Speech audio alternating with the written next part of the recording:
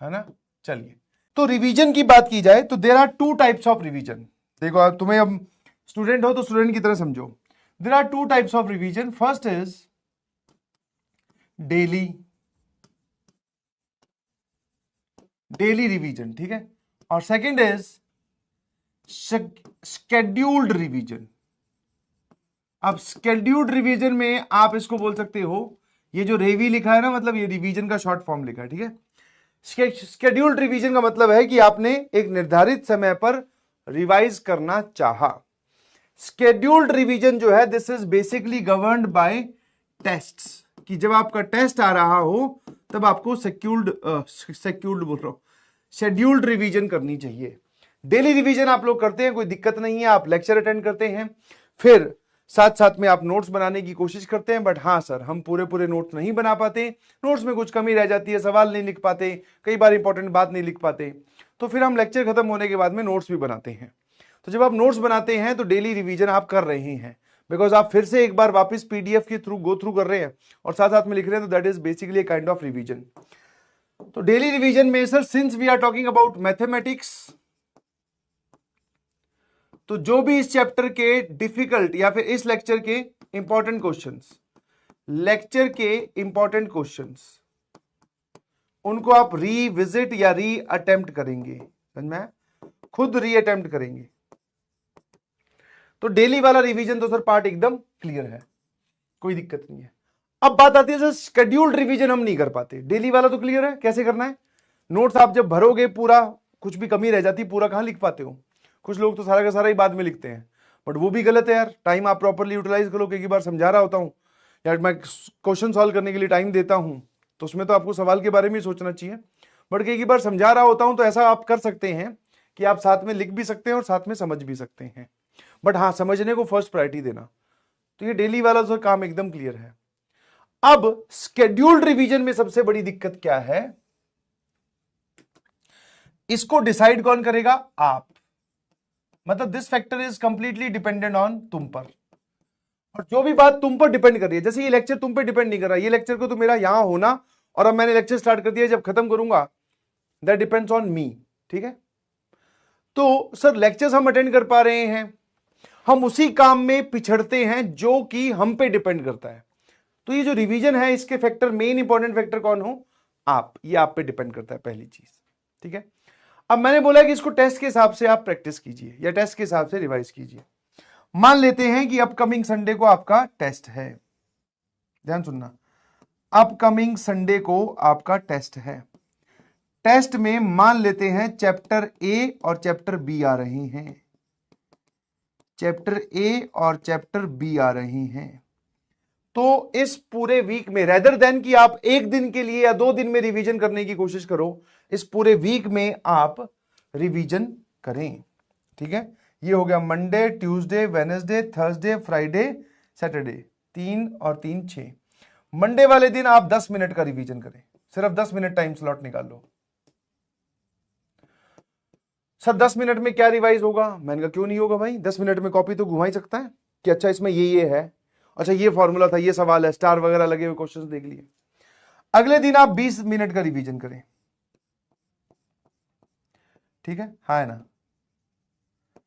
अगले दिन आप आधे घंटे रिवाइज करें, है ना। उसके अगले दिन आप 30 मिनट्स, फिर 40 मिनट्स, फिर 50 मिनट्स पे जाइए। और लास्ट जिस दिन आपका संडे को टेस्ट है, तो सैटरडे वाले दिन आप 60 मिनट्स। हाँ, सैटरडे वाले दिन ऐसा नहीं है कि सर ये 60 मिनट कहां से निकालेंगे, सैटरडे वाले दिन आपकी क्लासेस तो ऑफ होंगी नहीं, तो मतलब सर हम बाकी काम को पीछे करके रिवीजन वाले काम को बहुत इंपॉर्टेंट से 60 मिनट देंगे। दिस इज सैटरडे को, क्योंकि अगले दिन हमारा टेस्ट है, ठीक है। क्या ये बात समझ में आई। अब बात आती है सर इसमें रिवीजन में करना क्या है, तो फिर तुम्हें क्या दिक्कत है भाई, जब तुम लोग बोल रहे हो। अब रिवीजन में होना क्या क्या चाहिए, राउंड 1 या स्टेप 1 आप बोल सकते हो, गो थ्रू नोट्स। नोट्स के थ्रू आप विजिट कर लो देखते हुए। सेकंड, अब go through questions, go through easy questions. जब आप नोट्स के थ्रू जाओगे तो फॉर्मूले भी आएंगे, इजी क्वेश्चंस भी आएंगे। जहां पर गुड क्वेश्चंस आए उनको रीअटेम्प्ट करो।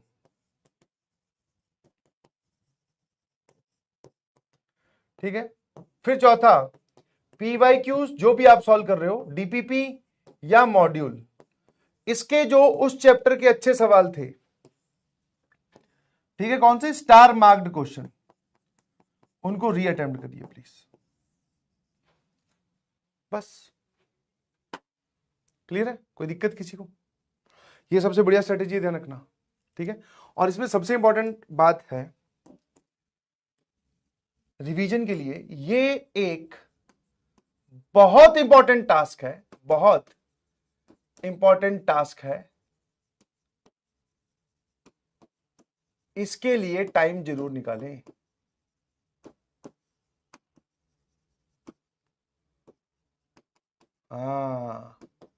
जनरली बच्चों का जो थॉट प्रोसेस होता है वो ये होता है कि सर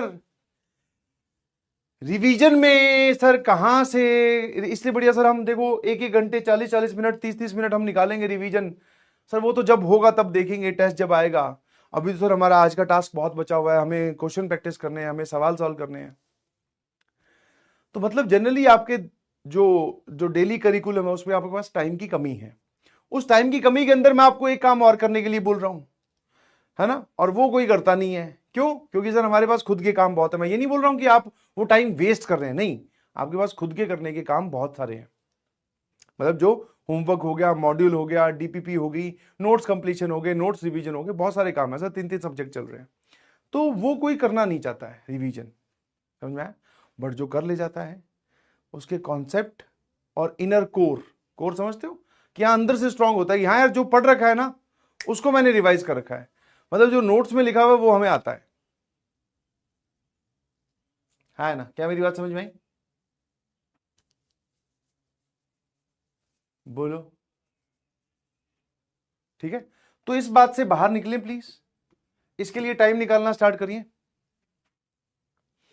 और अगर मान लो इससे पहले भी आपको ऐसा वीक है जिस दिन अपकमिंग संडे वाले दिन आपका टेस्ट नहीं है, तो रोज 20 मिनट 15 मिनट आधा घंटा निकालें पुराना जो आपने पढ़ लिया उसको रिवाइज करने के लिए। क्योंकि जितनी बार रिवाइज कर लोगे, क्योंकि आप सोचो ना, जैसे जैसे आप आगे बढ़ोगे, अभी 6ठे चैप्टर पे हैं, मान लो 15वां चैप्टर आ गया तो सर पीछे तो हमने 14 चैप्टर पढ़ रखे हैं, तो उन 14 चैप्टर तो सर हम भूलने लगेंगे। तो वो भूलने लगेंगे उससे पहले कि अमाउंट बढ़े, तो आप इन चैप्टर्स को बार बार रिवाइज कर करके स्ट्रॉन्ग कर दीजिए प्लीज, ताकि जब आप आज से 15वें चैप्टर पे खड़े हों, आप 20वें चैप्टर पे हो, तो आपको पहले चैप्टर की, दूसरे चैप्टर की, तीसरे चैप्टर की टेंशन बिल्कुल ना हो। लंबा सोचिए प्लीज, लॉन्ग टर्म प्लानिंग कीजिए, समझ में आया? ऐसा नहीं है कि आप अच्छा एक बार आपकी हैबिट में अगर ये 15 मिनट 20 मिनट रोज निकालने वाली हैबिट आपकी बन गई तो आप मानोगे नहीं कि आपका रिवीजन कभी भी ढीला नहीं पड़ेगा, रिवीजन कभी भी बैकलॉग में नहीं जाएगा। समझे कि नहीं समझे?